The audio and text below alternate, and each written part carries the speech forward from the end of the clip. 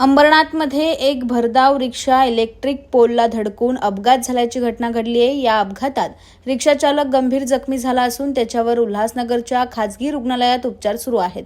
अपघाताची ही घटना सीसीटीव्ही कॅमेऱ्यात कैद झाली। मोहम्मद आरिफ सुलेमान शेख असं या रिक्षा चालकाचं नाव आहे। शेख हे अंबरनाथ पूर्वेच्या शारदा मोटर ट्रेनिंग स्कूलमध्ये गाडी शिकवण्याचं काम करतात। तसंच त्यांची स्वतःची रिक्षा असल्यानं ते रिक्षाही चालवतात।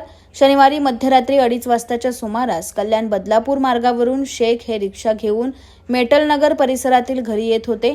विमको नाक्याच्या अलीकडे रस्त्यात असलेल्या इलेक्ट्रिकच्या खांबाला त्यांची रिक्षा जोरदार धडकली।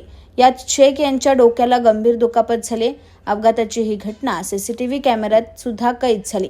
यावेळी जमलेल्या लोकांनी त्यांना शासकीय मध्यवर्ती रुग्णालयात नेलं। त्यानंतर त्यांना उल्हासनगरच्या मॅक्स लाईफ हॉस्पिटलमध्ये हलवण्यात आलं।